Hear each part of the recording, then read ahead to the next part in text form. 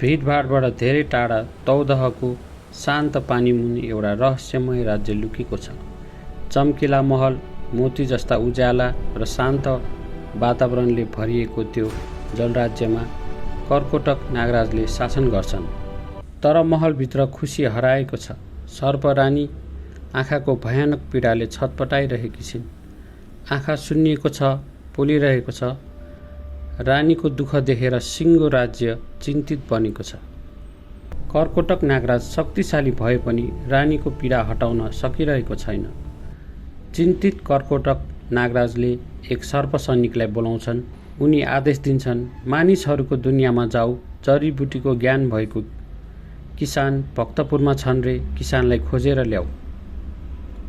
त्यसपछि सर्प सैनिक त्यहाँबाट किसानको खोजीमा निस्किन्छन्।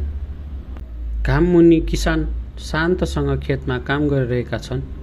अचानक पानीबाट बिस्तारै एक सर्प सैनिक बाहिर निस्किन्छ।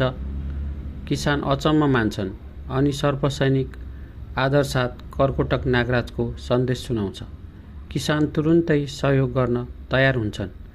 किसानले सर्प सैनिकलाई आफू उपचारको साथ तौदहमा उपस्थित हुने बाचा गरी सर्प सैनिकलाई बिदा गर्छ।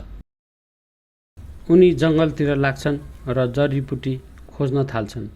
धेरै ध्यान दिएर विशेष पात, जर्रा र बोट बिरुवा सङ्कलन गर्छन्। त्यसपछि तौदहतिर लाग्छन्।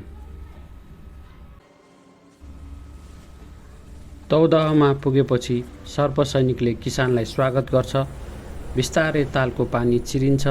उनीहरू जलमुनिको रहस्यमय संसारतिर चढ्छन्। त्यो चम्किलो जलमहल देखेर किसान आश्चर्यचकित हुन्छन्।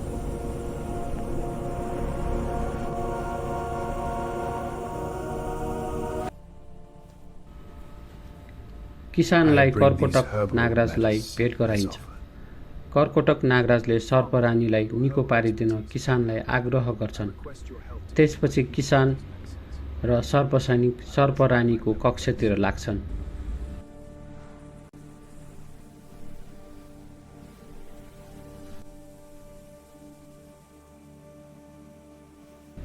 आदरपूर्वक अभिवादन गरेपछि किसानले रानीको आँखा ध्यानपूर्वक हेर्छन्।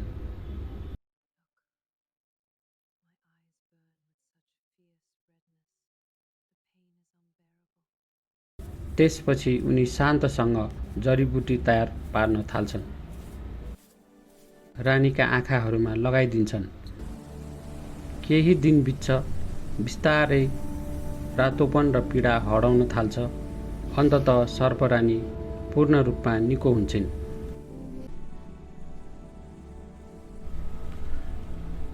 अत्यन्त खुसी भएका कर्कोटक नागराज र सर्परानी किसानलाई पुरस्कार दिन चाहन्छन्।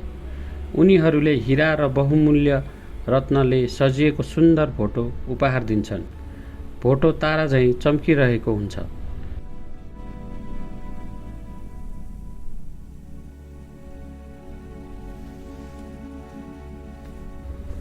किसान खुसी हुँदै त्यो बहुमूल्य उपहार लिएर तौदहबाट निस्किन्छन्। तौदहबाट निस्किएर किसान आफ्नो घरतिर लाग्छन्। गाउँ फर्किएपछि किसान गर्वका साथ भोटो लगाउँछन्। भोटोको चमक देखेर गाउँलेहरू अचम्म मान्छन्। एक दिनको कुरा हो, किसान जङ्गलतिर हिँडिरहेको हुन्छ। एउटा भूतले टाढाबाट उसलाई हेरिरहेको हुन्छ। त्यो भोटो देखेर भूतको मनमा लोभ पलाउन थाल्छ।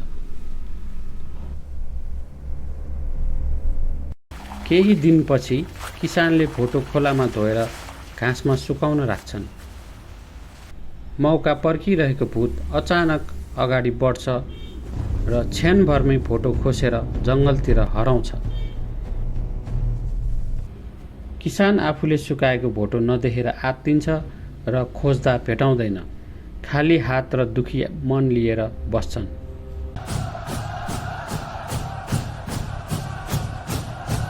समय बित्छ। पाटनमा भव्य मच्छिन्द्रनाथ जात्रा सुरु हुन्छ। बाजागाजा बजिरहन्छ। विशाल रथ बिस्तारै अगाडि बढ्छ। तर त्यो रमाइलो भिडभाड बीच पनि किसानले हराएको भोटोको पीडा बिर्सन सकेको छैन। किसानको नजर आफ्नो हराएको भोटो जात्राको हुलमा खोजिरहन्छ। त्यही भिडमा किसानको भोटो लगाएर चोर भूत पनि जात्रा हेर्न आइपुग्छ। किसानले आफ्नो भोटो देखेर त्यो चोरतर्फ अगाडि बढ्छ। किसान अगाडि बढेर भोटो फिर्ता माग्छन्। भूतले भोटो फिर्ता गर्न अस्वीकार गर्छन्। दुवैले भोटो तानातान गर्न थाल्छन् र ठुलो विवाद हुन्छ।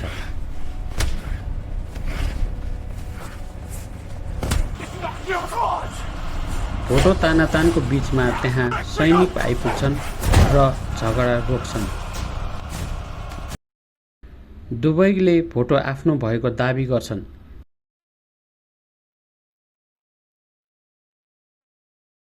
त्यसपछि सैनिकले भूतलाई भोटो फुकाल्न लगाउँछन् र दुवैलाई मल्ल राजाको दरबारमा लैजान्छन्। किसान र भूतलाई राजा समक्ष प्रस्तुत गरिन्छ। राजाले विवादको विषय सोध्छन्। सैनिकले भोटो देखाउँदै विवादको विषय राजालाई अवगत गराउँछन्। दुवैले भोटो आफ्नै भएको दाबी गर्छन्, तर कसैसँग प्रमाण हुँदैन। राजाले दुवैलाई जात्राको अन्तिम दिनसम्म प्रमाण ल्याउन समय दिन्छन्। सहयोगको आशामा किसान फेरि तौदह पुग्छन्। तौदह पुगेर कर्कोटक नागराजलाई पुकार्छन्। कर्कोटक नागराज पानीबाट प्रकट हुन्छन्।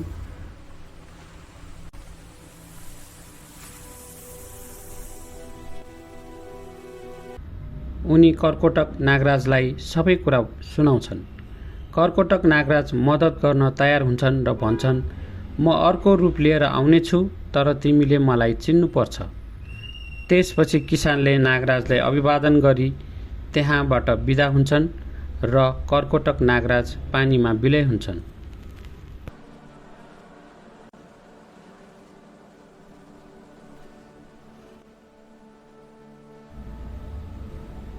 जात्राको अन्तिम दिन किसान नागराजको खोजी गर्दैछन्। अचानक हावाहुरी चली ठुलो पानी पर्छ। सबै भागाभाग गर्छन्। त्यही समयमा कर्कोटक नागराज आफ्नो बाचा पूरा गर्न आइपुग्छन् र कर्कोटक नागराजले साधारण मानिसको रूप लिन्छन्। तर किसान भिडभाडमा खोजिरहन्छन्। नागराज पटक पटक किसानको अगाडि आउँदा पनि चिन्न सक्दैनन्। सत्य ठिक अगाडि उभिएको हुन्छ, तर किसानले देख्न सक्दैनन्। समय बित्छ, अवसर सधैँका लागि हराउँछ। राजाले सैनिकहरूलाई भोटोको प्रमाण आएको छ कि भनेर सोध्छन्। सैनिकहरूले भोटोको प्रमाण प्राप्त नभएको राजालाई जानकारी गराउँछन्। प्रमाण नआएपछि राजाले अन्तिम निर्णय गर्छन्। जबसम्म प्रमाण प्रस्तुत हुँदैन, प्रत्येक महेन्द्रनाथको जात्राको अन्तिम दिन भोटो प्रदर्शन गर्न आदेश दिन्छन्। बिस्तारै त्यो प्रश्न नै परम्परा बन्छ। कासको भोटो हो यो। पहिलो पटक भोटो माथि आकाशतिर उठाइन्छ। रत्नहरू घाममा चम्किरहेका हुन्छन् र आवाज गुन्जिन्छ, आजसम्म पनि त्यो भोटो आफ्नो साँचो मालिकको प्रतीक्षामा छ। केही कथाहरू अन्त्य हुनका लागि होइनन्, ती हरेक वर्ष सम्झनाका लागि मात्र हुन्छन्। हरेक दिन नयाँ कथा सुन्न इच्छुक हुनुहुन्छ भने फलो, लाइक, शेयर, सब्स्क्राइब गरिदिनु होला। तपाईको साथले हामीलाई नयाँ कथा ल्याउन प्रेरणा मिल्छ। धन्यवाद।